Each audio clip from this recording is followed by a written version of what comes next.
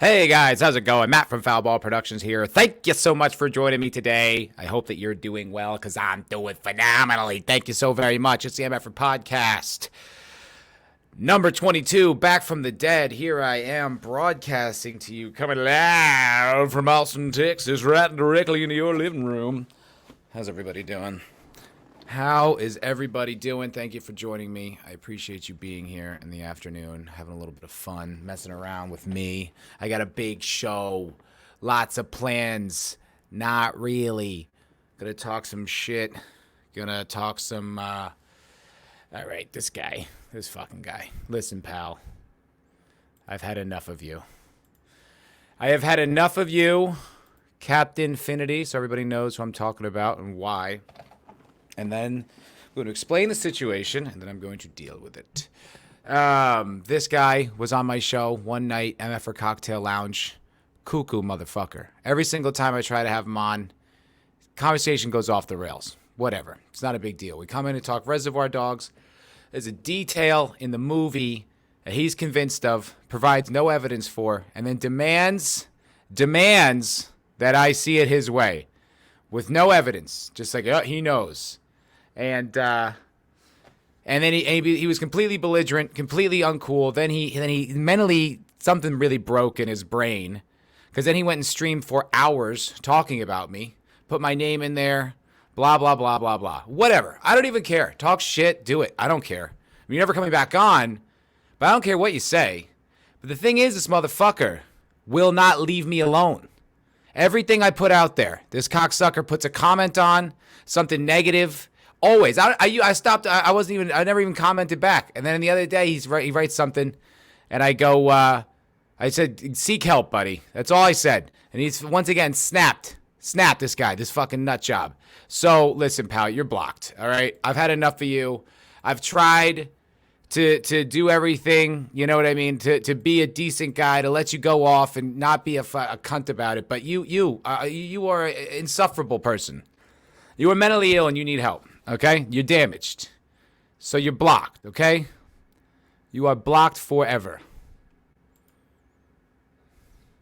But just fucking go away, all right? Like, I can't.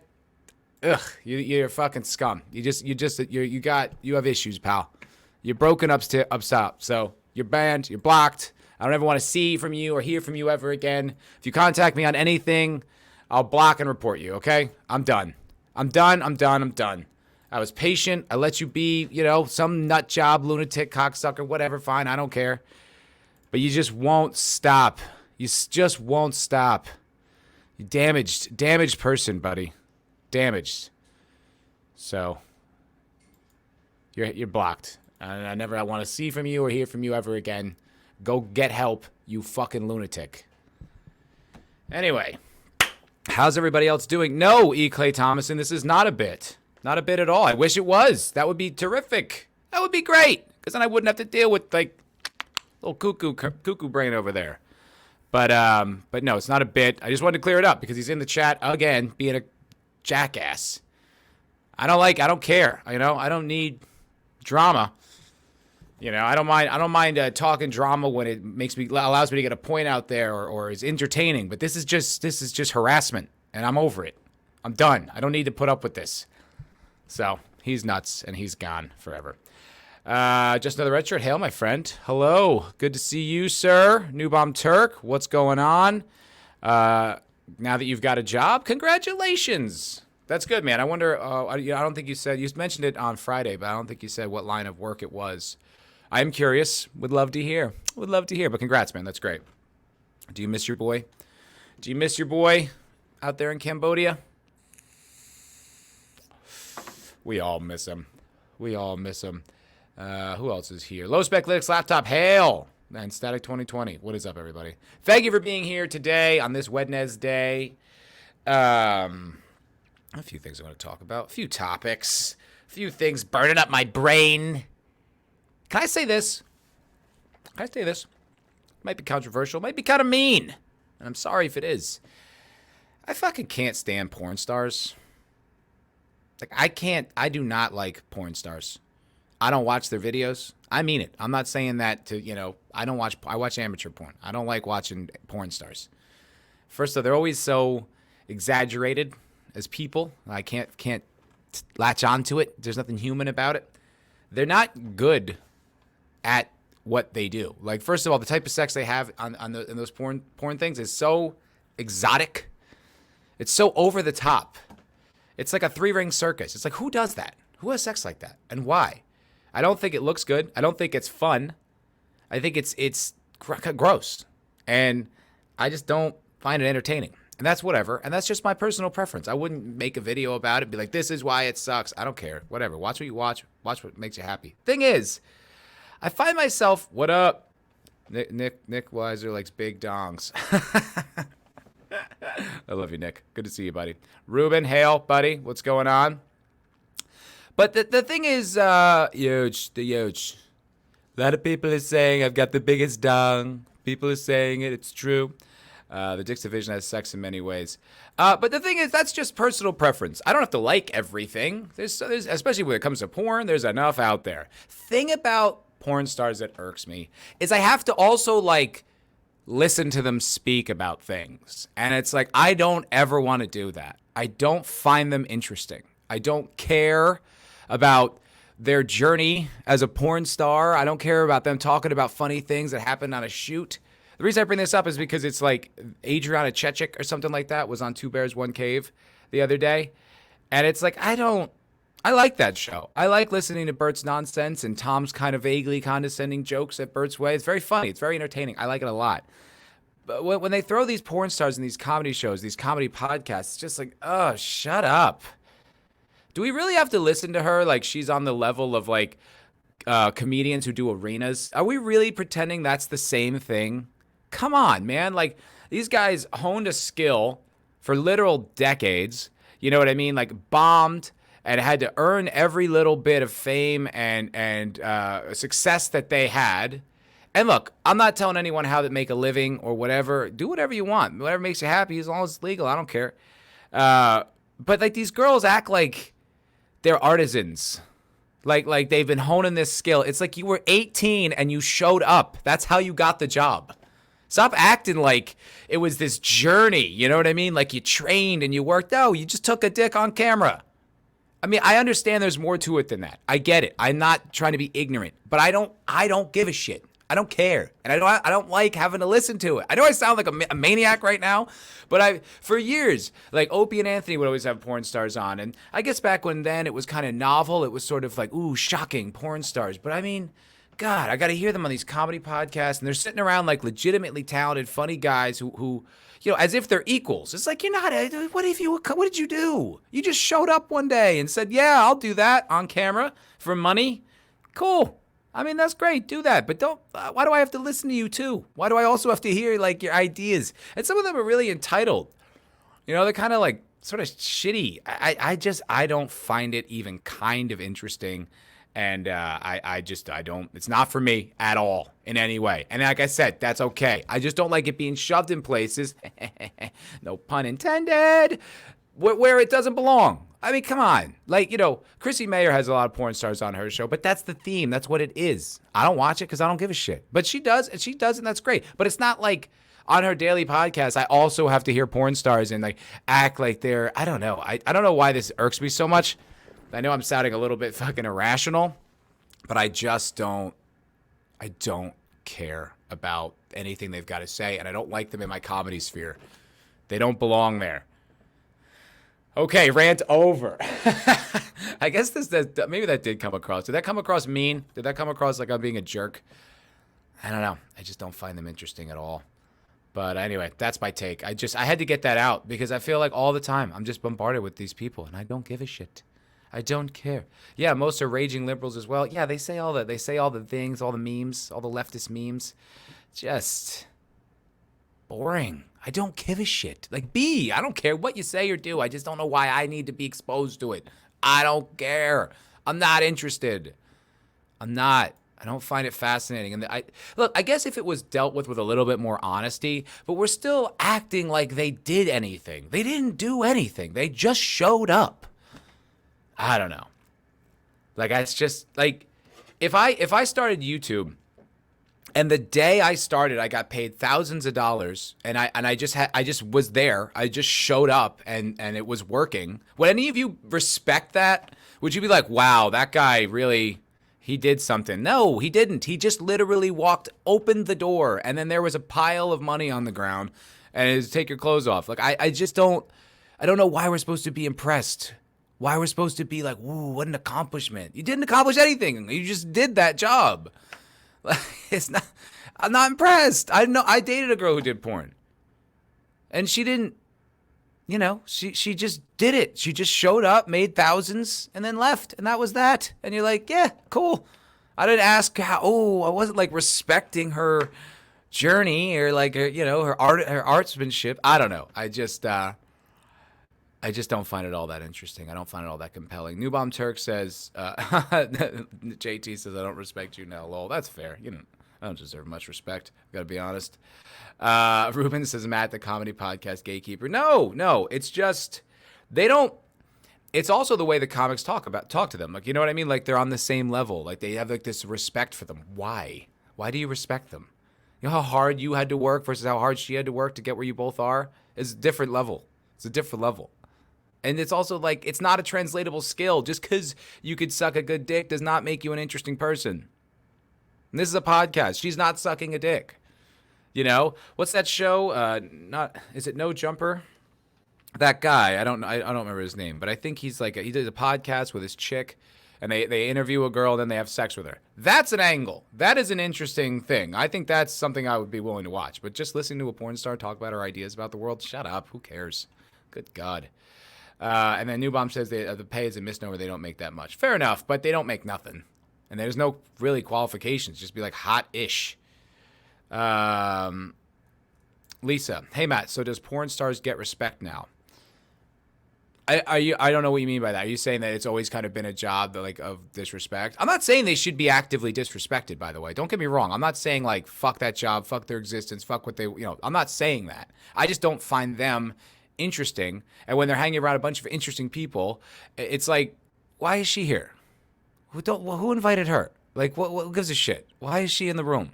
And I guess I wouldn't even bother, but it seems like I don't know. I guess maybe it's just like a personal thing.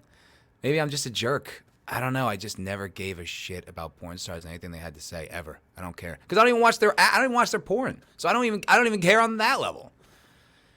Anyway. I don't want to keep going because I don't know if I'm making an appointment or just attention is different than respect. No, but I mean these comics sit around and talk with them like they're equals. You know what I mean? They're kind of like, oh yeah, like impressed. Like they're not. What? They're not interesting. I don't know. I don't want to keep belaboring the point because I think I'm coming across like a jerk. But that's just how I feel. I had to get off my chest. Ruben Christopher Haynes, the podcast, Matt. You have a choice not to listen. I have a new outlet. Do whatever gives you joy and happiness and turn off. Okay. Well, I didn't watch it. That's the thing, because I don't like it. But instead, I don't get a week of a show I like because there's this stupid porn star there that I have to pretend to care about. That's what I don't like about it. And Opie and Anthony used to do that all the time. They'd have them in, and they're boring. They're generally not all that bright. Not that they're stupid, but they're not like interesting enough to be on the radio. Like they're just like, there's the only thing interesting about you is something you're not doing right now, and it would be rude to ask you to do it. So why are you here? Like I don't understand. Like why are we listening to her? Who gives a shit? So not interesting. Lisa says, "Oh, what Chrissy does? Yeah, that's a niche. I don't care about that either." Right, but I'll tell you what, that doesn't bother me. But it would bother me if Chrissy's her only show was like. And there would be porn stars thrown in there. I would be annoyed with that because I'm like, I like you, Chrissy. I want to listen to you, but I don't want to listen to them. But she has that show where she basically does that. That's the theme of the show. So it's just like, okay, that's just not for me. That's fine. I just don't like when like, these girls are thrown in like we're supposed to care. It's like, no, I don't care. I don't give a shit. Go ahead and like them. And yeah, it's their show. They can do whatever they want with it. I just feel like there's this weird connection with porn and comedy that I never understood and I don't think belongs. I don't think it's the same thing at all, Like these comics, if you just showed up to an open mic, got paid, and became, known, I just feel like it would kind of, I don't know. I'm done talking about this. I'm getting bored with myself. Question for anyone out there, my lovely chat, you lovely people, you wonderful adult human beings. Is anyone watching The Last of Us? I really feel like that show came in with a bang and has fallen off. I don't think people care. I could be wrong, but I work in customer service. I talk to people all day long. That's one of my jobs. That's what I have to do at work. I talk a lot. I felt like when that show first came out, I heard a lot more chatter about it. I saw a lot of memes. I saw a lot of content. I feel like it's not really that interesting any longer. I feel like it came, like the first episode was cool, and then it's like once you got into the characters, you realize there's not like a lot of substance to any of these characters. Like I know that they're following the game and stuff, but I don't have any personal connection with any of them. I don't find myself compelled by the show. Like I can objectively see that it is well done, and like the creature effects and stuff are great. Like the way those zombies look are awesome. But that's not enough to keep me compelled or interested in a show. And I just feel like this show came out so hot and was like, ooh, the new hot thing. And I feel like it has just fallen off because there's not really much to identify with. There's not really a whole lot to connect with in this show, So I wanted to see what everybody was thinking about that. Hello, Thundercats. Ho. Good to see you, my friend. Hail. Love the cat. Who doesn't, JT? This is Luke. He's even in the thumbnail today. Yes. Stop watching after episode 3. Same. This is exactly where I dropped off. And that episode annoyed me too. Maybe I'm just grumpy, guys. I think I'm just talking about things I don't like right now, so I'm sorry if that's coming across cynical and negative. But I didn't like that episode because I felt like it came with like a wave of like, you're supposed to love this. It's Ron Swanson and he's gay and it's the performance of a lifetime. And I'm like, oh boy, here we go. Here we fucking go. I thought it was a good performance. I think they're kind of overstating how great it was. It was fine. It was good. It was competent. It wasn't, it's not going to change my life. But also I was like, this is just here for representation reasons. Like this doesn't fit and doesn't need to be here. This doesn't move the story. It's like, what was that, World War Z? That would belong in like World War Z, right? Where they would tell those little pocket stories, those little vignettes, where they would talk about, oh, this happened over here. This is like an interesting part, like little tales of the zombie apocalypse. But this in a story with a linear narrative, and you just stop for 45 of the 50 minutes of that episode to just focus on these guys' like romance. I was like, all right. I mean, it was sweet, I guess, but I don't. Who gives a shit? How is this helping the story? Why is this even here? And I think, I think we all know why it's there. Maybe human hail. Porn actors are 100% stupid, and the last people on the planet you want to interview about any topic. Chrissy just likes drama and tits sell. I don't know about that part with Chrissy, but I agree. I never care what they have to say about anything. I've never listened to any of them and thought they were funny or interesting or unique. The only one I actually ever really liked was Bailey J, and she's a dude. She was born a man, so she's the only one I thought was funny or even kind of compelling. She had like a podcast for a while. I actually kind of thought she was like, oh, this is like she's got an entertaining personality, but she's a guy. Ruben Christopher Haynes. There are so many podcasts. Oh wow, this is a meta. Listening to a podcast about a podcast that the podcaster did not listen to. All right, Ruben, stop trying to be cute. Low Spec saying nope. I guess that's probably about Last of Us. Yeah, I'm with that. Lisa, sex is an easy topic for comic. Everyone understands a topic for easy laughs. No, I'm not saying the topic, but they don't. That's the thing. Like, I never feel like they're even that funny when they're talking with these porn stars. It's almost like they're referential, showing reverence in a way that's like, this is undeserved, dude. She was just like an 18-year-old chick who didn't want to go to work and didn't want to go to college and just decided to take dick on camera for money. That's fine, but I don't need to respect her. Like, it's like you can do whatever you want, but you're not going to get my respect for that. Like, not that I disrespect it. I just don't think it's remarkable. You just did that. Great, cool, good for you. It's like, be like me respecting you getting a job as a server. It's like, no, I respect you for working, but you didn't have to do much to get that job. You just were alive, and then you can get that job, and that's fine. I don't know. I'm being a dick. Sorry. I don't know why I'm coming across as such an asshole, but maybe I just am an asshole, and this is my true nature. JT Gunn, that girl creeps me out. Yeah, I don't like her. I don't like her. She's like one of those mini girl bosses too, you know, that they prop up because she was so badass in Game of Thrones, and then they're like, oh, you know, yes, Queen Slay, and she's got to be like a girl boss, you know. I don't know. Lisa, Last of Us, watched the first 2 episodes, missed the rest. Yeah. E. Clay Thomason, the games is still much better. I don't like the change they made, especially the last one where they turned Joel into a crying puss. Oh, I did not watch it, but that is disappointing. I imagine that, like, because I didn't play the game either, because I didn't have a PlayStation when that was popular. But I hear it's a great game. So I don't know. I don't have anything attached to it. But I'm like, I don't believe that, what's his name? Druckmann is going to be like, adhere to the story and not going to fall victim to making this about, you know, identity politics and garbage. You know, of course they are. Of course, eventually they're going to do that. Maybe human. Never watched Last of Us or played the games. I'm done with zombies. It bores me. Fair enough, dude. Zombies are played out, bro. Played out. JT Gunn, totally agree. I imagine that's with me. I imagine he agrees with me. Thundercats, oh, hell. He says, hello, there's too much content to watch across all the platforms. The talent is limited, hence why so many programs are poor. Yeah, I think that's reasonable, you know? I think that's fair. I also think, like, it's illegal to make good shows nowadays, you know? Or very difficult. Somehow Taylor Sheridan is pulling it off. I'm not sure who he's got dirt on in Hollywood, but somehow that motherfucker has come through like a wrecking ball, like Miley Cyrus, into Hollywood, and has got like so many shows on the air. I think, other than Yellowstone, which I understand is the biggest show on TV right now, which is amazing because it's actually quite good. He also has like the Tulsa King show and something else, some other gangster show, and then oh god, there's so many more comments that I missed.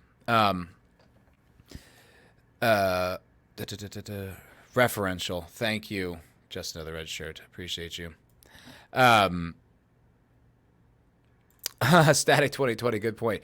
They usually wait until season 2 to bring in the message. They waited to the 3rd episode. Yeah, 100%. Yeah, they couldn't help themselves. But so somehow Taylor Sheridan's got like all these shows on, and they're based as fuck, especially Yellowstone. And 1883 is pretty good. They did do like a little bit there at the end where it was definitely some girl boss stuff going on, and she was just like the wildest, but whatever, she died, so it wasn't that big of a deal. And there was like some stuff, but the show was so good you could forgive it for that. But I've been watching 1923. Fuck, it's so good. It's so good. It's like I am genuinely frustrated that it's a weekly release because I want it now. I want it now. It is so good. And I think 1883 was just a miniseries, but 1923 is going to be going to have multiple. I thought it was just going to be one season and one and done, like a miniseries, but it's not. It's like going to have, you know, more seasons. Wow, I said the same thing twice, both times equally as inarticulate. I don't know why you guys are here. You're good people. It's nice. It's charity. Thank you. Make a wish kid feel good for a day.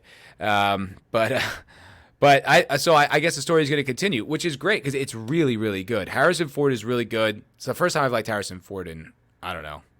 I guess he was pretty good in the Blade Runner sequel. Not that it's a great movie, but he was pretty good in it. But Helen Mirren's great. That guy who played Bronn from Game of Thrones is good. He's a good antagonist, or like one of them. Who else is in it? What's his name? Is it Timothy Dalton? Is that the guy who used to be Bond, Timothy Dalton? I think that's him. He was like one of the bad guys in Hot Fuzz. He's also plays a bad guy here.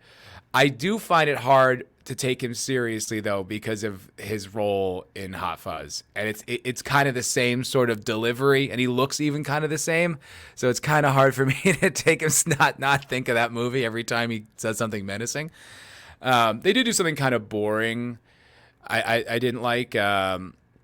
They made him like, you know, he had these 2 hookers, and then he like, you know, he's sadistic, like he likes to hurt them, and that gets him off. And I was like, okay, the bad guy likes to get off on pain. Like, all right, yeah, I think you could have been a little bit more creative there. That's been done, man. We've seen that. We know. Oh, okay, he's a sadist. Okay. I mean, it doesn't make him any more menacing. It's like a trope now. It's a cliche. You're like, okay, cool. Violence against women. Got it. But other than that, it is fascinatingly good. I am just crazy for it right now. I think it's so compelling. I like Sheridan writes really good like TV. Like he really makes you want to watch the next episode. Like it has that, and it doesn't feel like a trick. It's like I'm genuinely compelled to watch the next episode, and I want it like right now, and I can't. I have to wait a week. It's not fair. It isn't fair. Let's see what y'all are saying. Yellowstone is good. Maybe Human says Yellowstone is really good. It's so good they have a dozen spinoffs planned. Well, yeah, I know. And like actually, what's kind of smart is the spinoffs play into the main story. Like they're not just kind of like their own thing. They actually, at least right now, they support the main story because they all take place at the ranch, but at different times in history. So it's kind of like the Kevin Costner's character was always talking about how the farm was under the ranch was under attack and all that, and then you get to see it happening. It's like, oh, fucking brilliant. It's really good. E. Clay Thomason, hell. Taylor Sheridan gets a lot of leeway because he has a lot of strong female characters, borderline Barry Sues.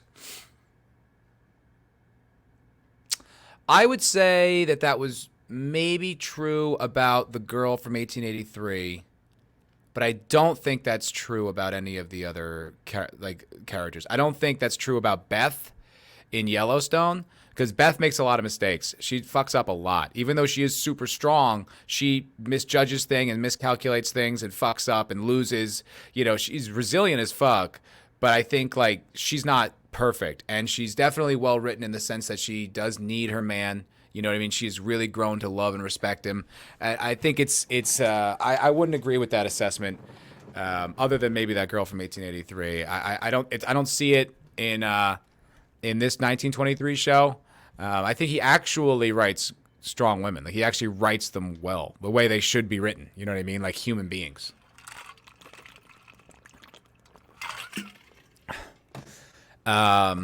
E. Clay says that English chick in 1923 annoys the hell out of me.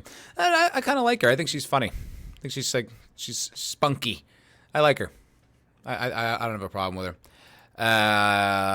Ruben Christopher Haynes, I'm out. Just kidding. I purchased a Paramount Plus to see the shows, yet I'm very busy now. Lol. Well, you can also see Maverick on Paramount Plus if you haven't, and I fucking recommend that. That was incredible.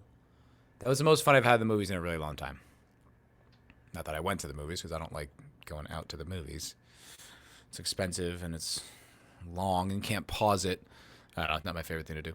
Beth is super broken. How do you mean?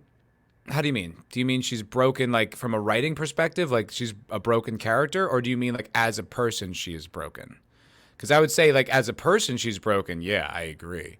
And she is vengeful, but she is, oof, I would not want her to be my enemy, man. I would not want that chick to be my enemy. She is fucking intense, dude. Very, very intense. I don't know. I think she's great. I think it's a very good character. I have no problems with it at all. And I'm impressed with what Sheridan has done. Okay, as a character, she's brilliantly written. Okay, cool. Yeah, totally. I'm impressed with what he's able to do. And I wanted to play a clip for you guys from last night's, that I watched like last night's, this week's 1923.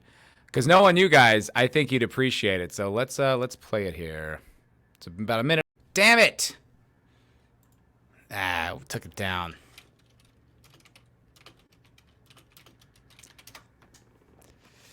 I don't know if you guys are here right now. Please stick around if you can hear me. But they took me down because I look like I'm back up. Okay. Damn it! They cut it off right at the end of that clip, which is so frustrating. Because that's the part I wanted you to hear. I had a feeling though as I was playing that I was like, "Ooh, this is a little long. I think YouTube might take it down." Damn it! I should have just cut to the end, because the last thing that he says, which I thought was the most important part, was that they're gonna start to create laws to tell you what to think and what to say. And I was like, "Oh, it never went off." Oh. It said on my side, I got a warning. It says, heads up, we've detected copyright audio and video in your stream. Your stream may be temporarily blocked. Oh, it says maybe. All right, anyway. They said that they're going to make laws that tell you what to think and what to say. And I was like, yo, that was base as fuck. Like, that's from Hollywood. That's from a Hollywood show saying that the government, the people in the government are going to control you, and they're going to control what you could say and think. I was like, yo, hell yeah, Sheridan. Based as fuck, bro. Based as fuck. Oh. Yeah, you're right, E-Clay. But I can't, when you put up a clip from the back like that, I can't pause it. I just have to play the whole thing or none of it. There's no pausing. But you're right. I should have done that. Or pulled it up in a separate window or something like that. You're right. But damn it, dude. I was like, hell yeah. I am putting that on the podcast, dude. Fucking great. You don't get shit like that nowadays. You don't. I mean, God, it's a friggin' opposite. It's like, yo, the government's great. Don't question them. Unless they're Republicans, of course, then they're bad. But it was like he basically just summed up like so much of the stuff that's going on like in the world right now. Like that coming out of Hollywood now, and this was written. It probably was written before Elon bought Twitter, but they could have cut it. They could have done anything to like, no, free speech actually is white supremacy or whatever. But I was like, yo, Sheridan somehow has got like a free pass to just talk about whatever the hell he wants. I was like, yo, that was sick. I was hell yeah.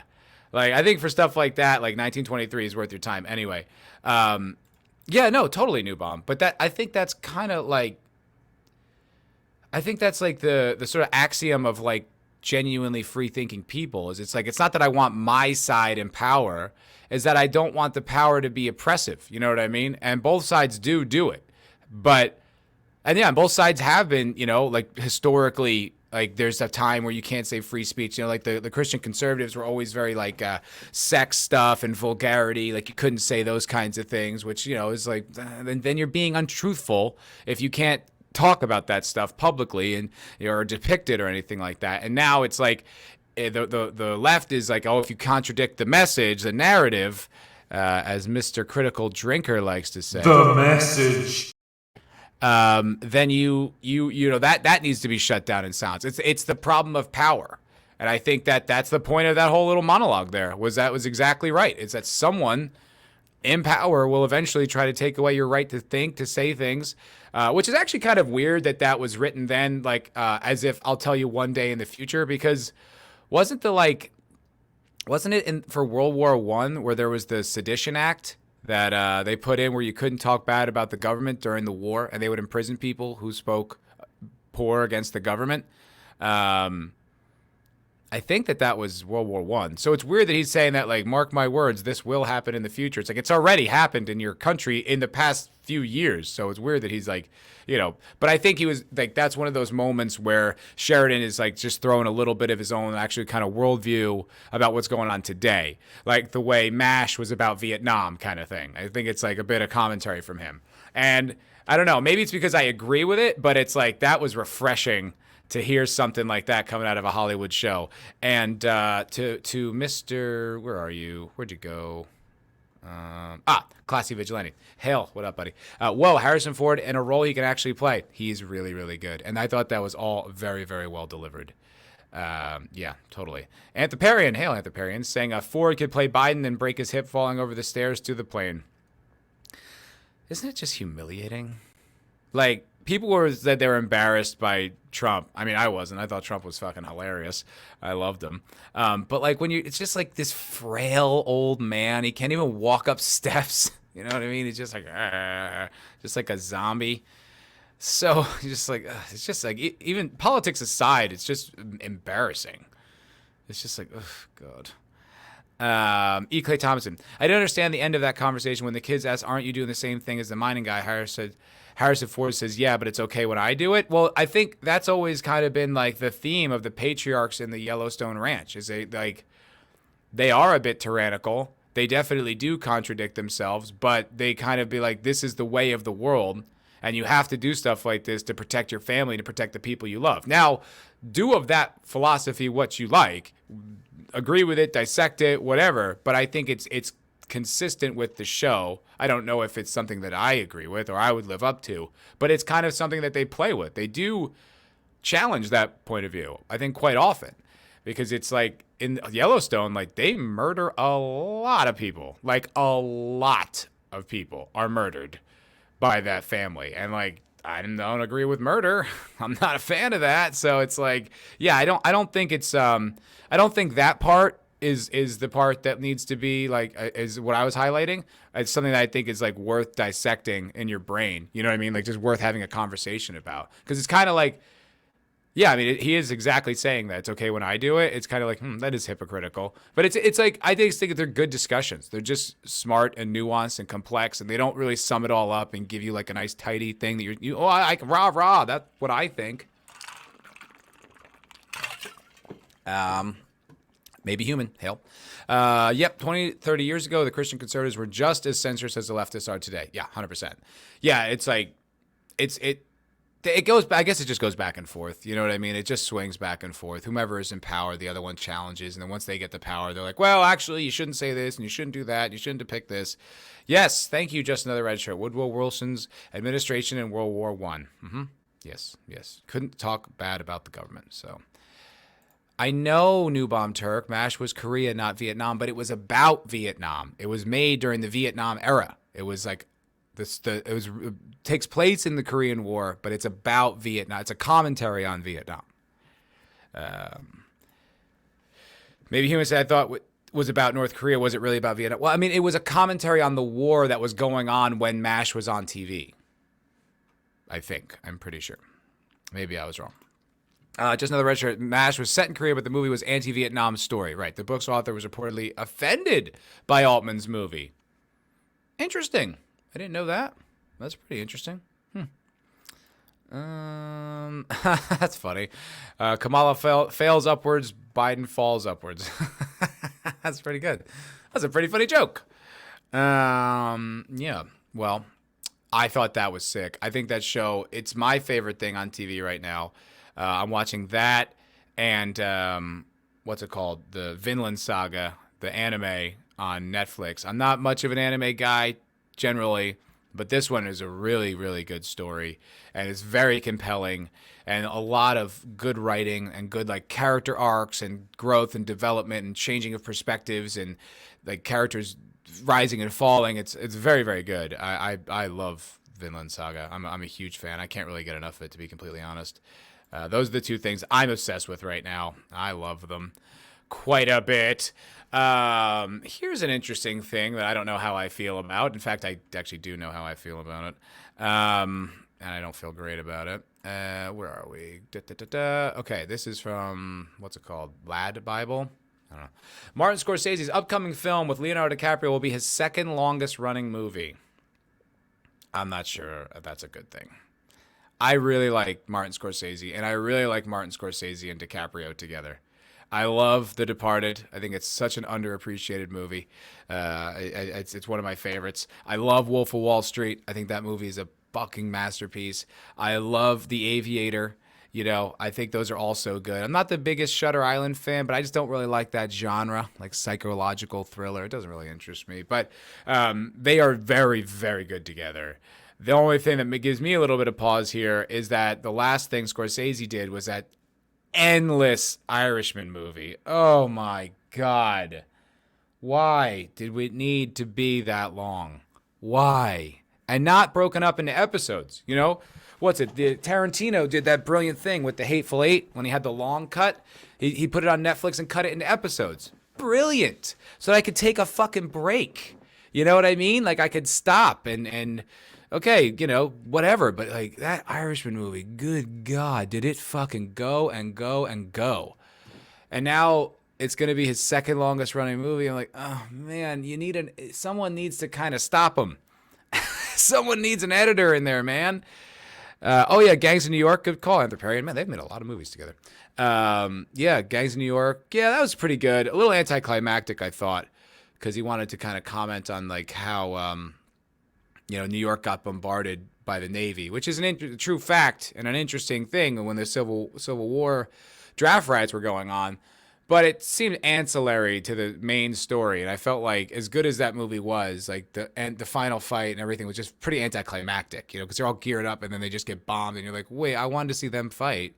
I wanted to have like a Braveheart moment. They're like, nah, the government's here. Like, okay. It's New Bomb Turk. That's newsworthy. Slow day at Lad Bible. They always have very like floofy kind of stuff. But I just wanted to talk about it because I absolutely love Scorsese and DiCaprio together. So that's why I brought it up. There's other juicier stuff we can talk about if this doesn't, if you don't find this interesting, New Bomb. But I wanted to talk about it. We're smack bang in the middle of award season, as if anyone gives a shit about that anymore. But film fanatics are already looking forward to the year of great film that lies ahead. Who the fuck was this written by? What? No one. That's not the sentiment out there right now. People are not looking at the landscape of cinema and they're just like, God, there's gonna be so many good movies this year. Like, I don't think anyone thinks that. I think we were shocked last year when we got a good movie in Maverick. And I think maybe not equally, but we're kind of like pleasantly surprised and happy with Avatar 2.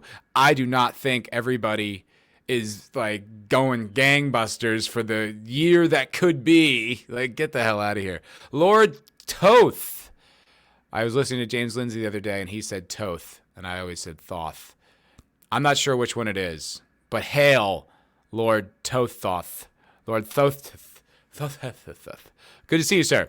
Good to see you. Anthroparian. When you go to the theater in Italy, they put intermission in all movies. So for Dune, there was a much anticipated break to pee and buy ice creams. Brilliant.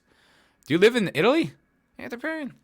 But that's exactly right. That should be. You need a minute. There's an intermission when you go see a play, when you go see a musical or whatever. There should be for movies. It's a long time to sit in one place. And then it's like you walk out, you miss something. I don't know. I don't know. Yeah, I don't really like going to the movie theater. I don't like being held captive. And then if it sucks, I'm stuck. That's what I felt when two movies I remember watching in the theaters like, was Baby Driver, which I loathed. Thought that was absolutely terrible. And I love Edgar Wright. I mean, it was so stupid. There's so many things wrong with that movie. Like, first of all, just the opening. When he's walking down the street dancing. And I'm like, why are they holding on this shot for so long? Oh my God, am I supposed to find this adorable?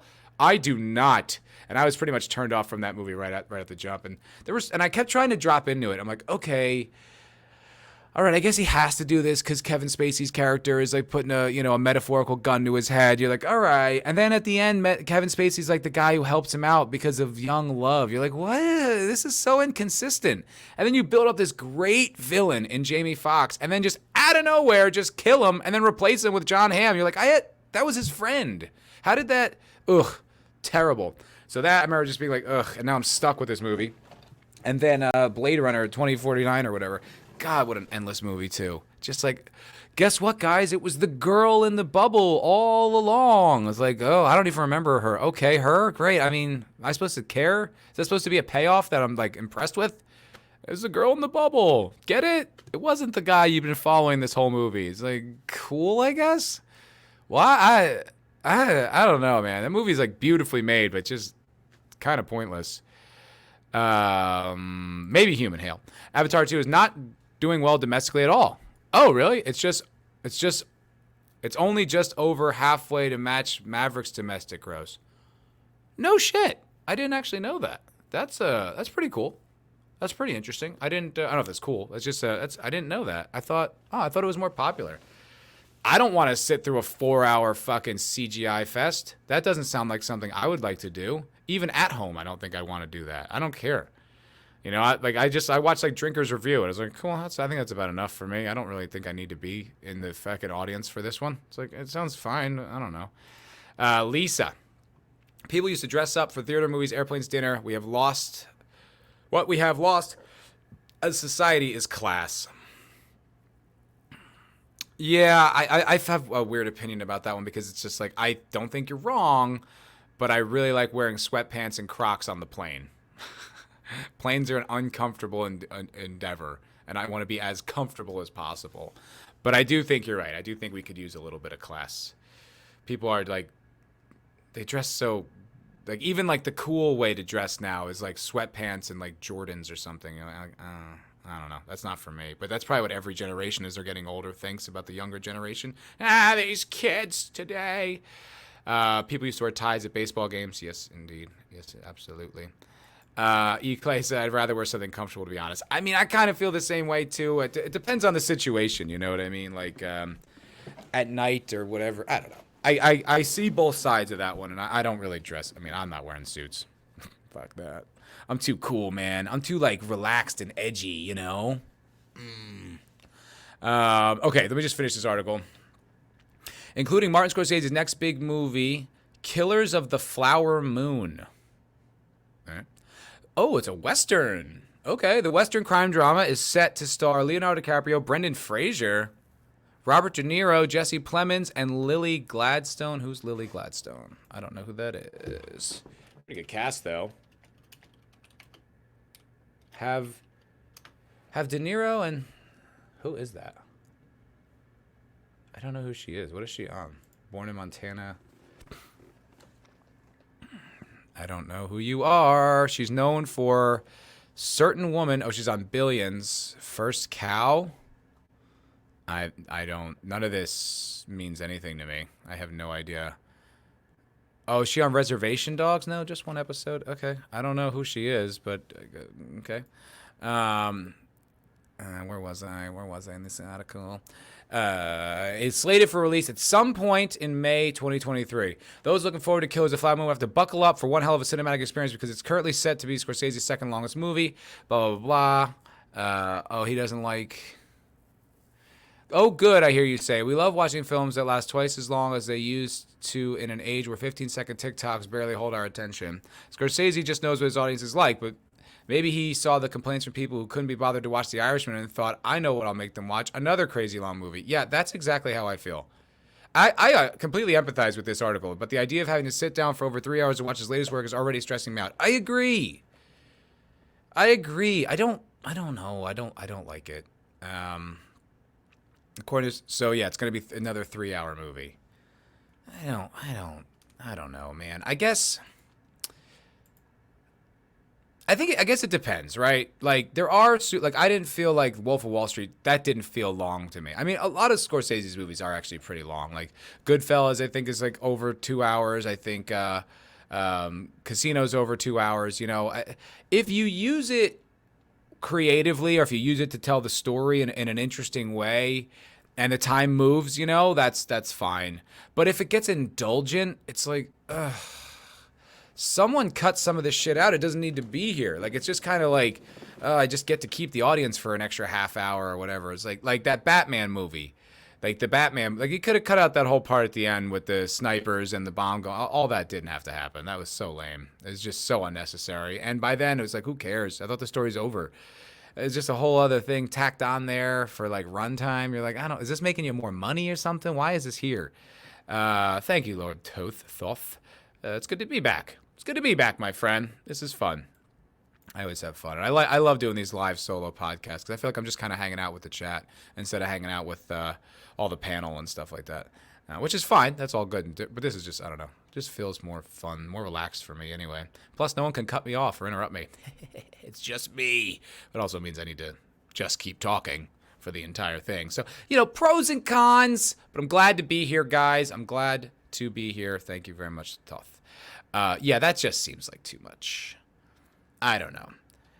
I guess it's weird though because like people will sit and watch, you know, a season of Netflix in a day. You know what I mean? And then we complain that a movie is too long. But I guess it's like chapters in a book. Like I want it to be long-ish, but I don't want it to be so long that I don't feel like I'm accomplishing anything. Like it's like kind of like you want just a little bit of a reward for having sat through it. I guess that's why like when the episode's over, you're like, okay, finish that episode. There's like a feeling of completion. But when you're like, I got to sit through this 4-hour thing, like just looking up at it and having no escape for the whole length of the film is just like, ooh, God, man, that seems like a lot. Classy Vigilante says, I think in the case of Batman, the studio mandated an action-packed third act. Well, this was like the fifth act because that movie was over. And they just went and added like a whole other thing on there. But you're probably right. I mean, they probably needed, like, I don't know. It was so stupid. It was just like, oh, hey, by the way, guys, I've got this whole online following. It's like you're introducing that now? We are like 115 minutes into this movie, and you're like, by the way, there's this whole other thing that I didn't know I failed to mention. Like, why did you fail to mention that? You could have used that in the whole storytelling. They could have been at the crowd at some of the big stunts or whatever. You just threw that in at the end. Like, that feels pretty tacked on, man. I don't know. I wasn't really a fan. Ooh, I don't need to pull the article up for this, but this I think is pretty interesting. Today's been like an entertainment show. It's just been all about entertainment. Kind of going back to my roots. Getting back to my roots there. I found out this news, and I was excited to learn it. Turns out Mindhunter, Netflix's Mindhunter, which I think is a great show that catalogs like the FBI's kind of foundations of tracking serial killers and stuff like that. That was not a thing. That was just people just didn't. They just didn't know that was a thing until this one detective, this one FBI agent, like started coming up with this profile of serial killers by interviewing all these maniacs. It was really fascinating. And there were 2 seasons, and then it said, last I heard, they weren't going to do it.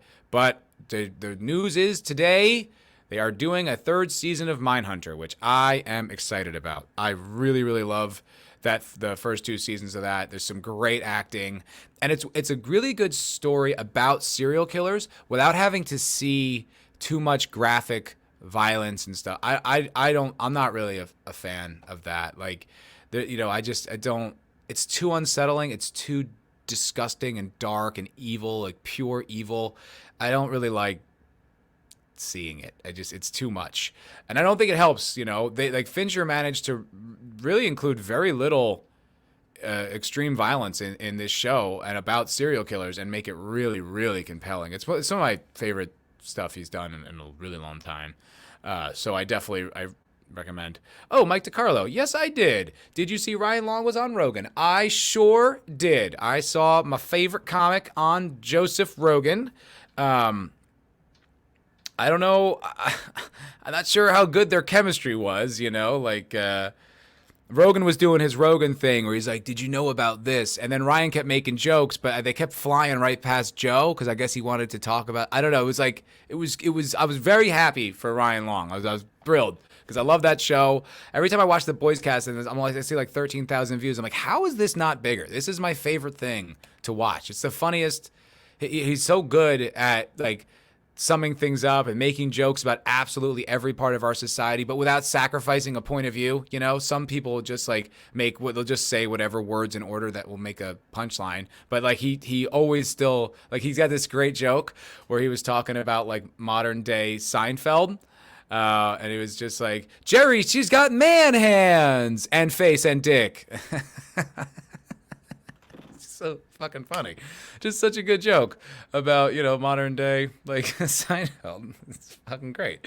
But yes, I did see him on there, and I listened to most of it. Like I said, it was good. Like, they finally kind of caught a rhythm at some point, but for a while there, it was like, I was like, Ryan's killing Joe. Don't you?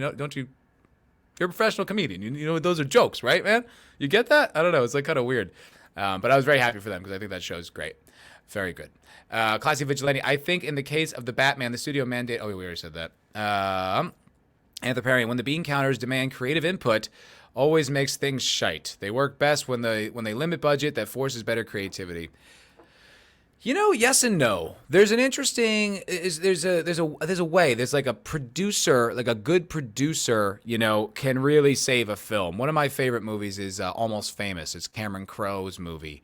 He also directed Vanilla Sky and then like a bunch of like sappy shit that I have no interest in. But I love Almost Famous. It's about. I'm sure you guys know about it. And there's a director's cut, and I was like, oh, I love this movie. I'll watch the director's cut. The director's cut is shit. It is really bad. It's way too long. It over-explains things that were very clearly came across in the original cut. There was no reason to add extra, this is what their point of view is. This is what they explain. This is really what's going on. You're like, all right, man, I know. I'm not a retard. I got it. So my point is that the editor saved that movie and made it, I think, like a bunch of Oscars when that mattered. It got a bunch of like nominations and people love it. It's kind of like one of those critics like it, audiences like it. But the editor saved that movie. So every once in a while, like I used to kind of be like, oh, directors should have final cut. Nah, not necessarily. Sometimes you do need that creative input. It's just that now the executives are like a lot of the, like they're, like they're cult people or they're dumb or like this. It's like, I don't know. It just doesn't have that same, Hollywood's not the same as it used to be. Like the best talent in the world is not there anymore. Like, I think, there was a time where it was like, one of the most interesting creative art fields. But now, I don't know. It's just a lot of activists. A lot of people that I met in Hollywood, like, they just want to be in the cool kids club. Like, they don't even necessarily like movies that much. They just want to be, they want to have the cool job in the cool town, to be on the cool, you know, whatever. Like, they don't even give a shit about the product. They just want to be in the club. And you're like, this is gross. This is not why I signed up. Classy Vigilante. I really enjoyed the Batman, but it has a bunch of problems. Yeah. Oh, fuck yeah, dude. God, there was some good stuff in there, but like, if you think about any of it for even a minute, you're like, this is dumb as fuck, dude. This is so stupid. Me and Vigilante used to talk about that, where you had like the car crash that he creates on the freeway that explodes in a fireball, where you're like, okay, like 15 people just died there, and he's, I don't care, I gotta get the Penguin, and the Penguin's like, hey, I'm not the guy. He's like, oh, my mistake, on your way.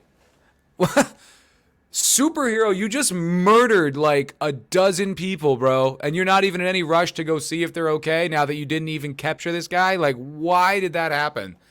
That was so stupid.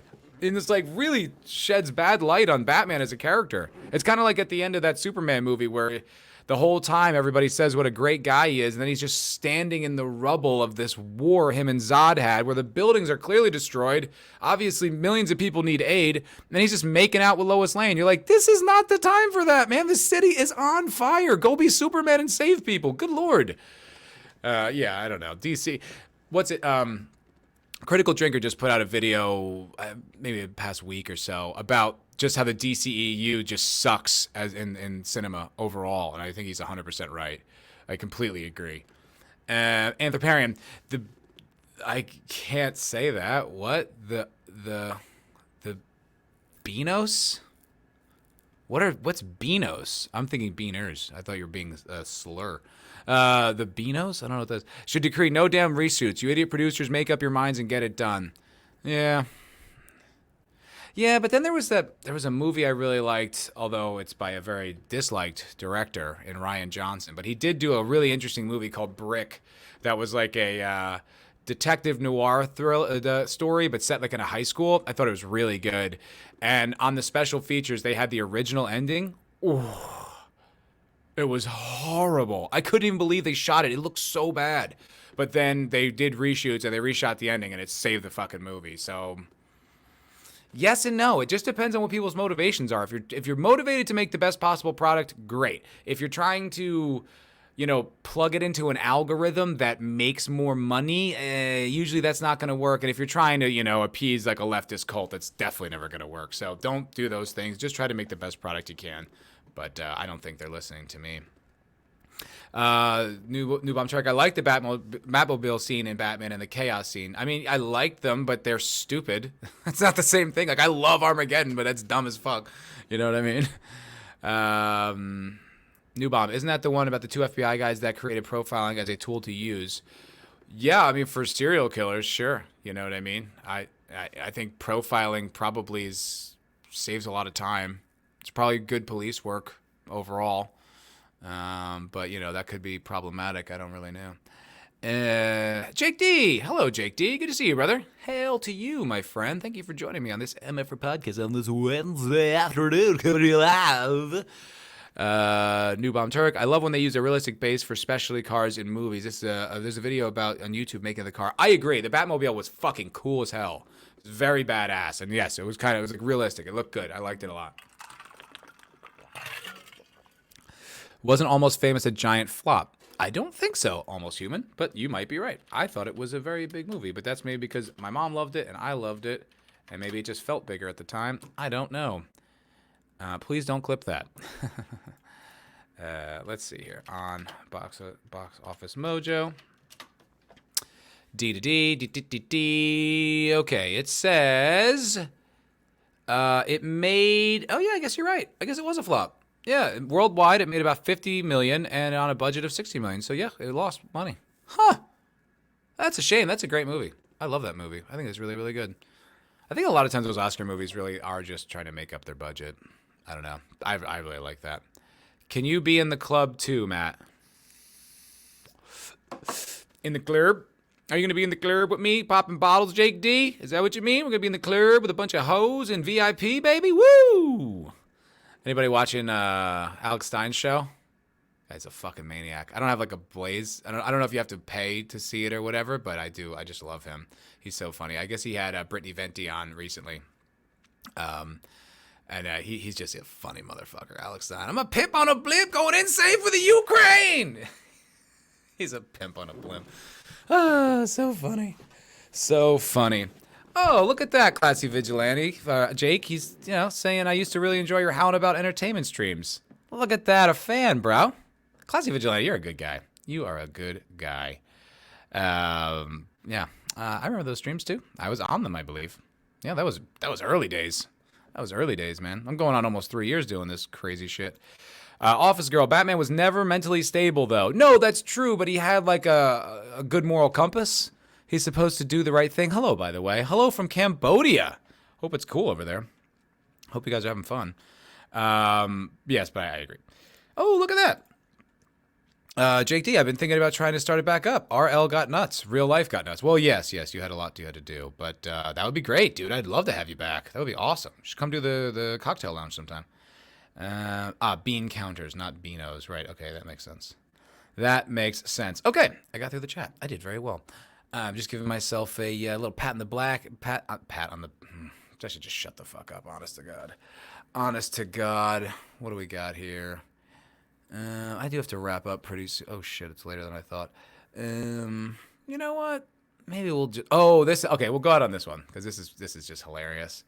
This is pretty funny. You're like, is this a story from today? Or is this a story from the past, 15 years? Because it sounds identical to all these other stories that I've heard.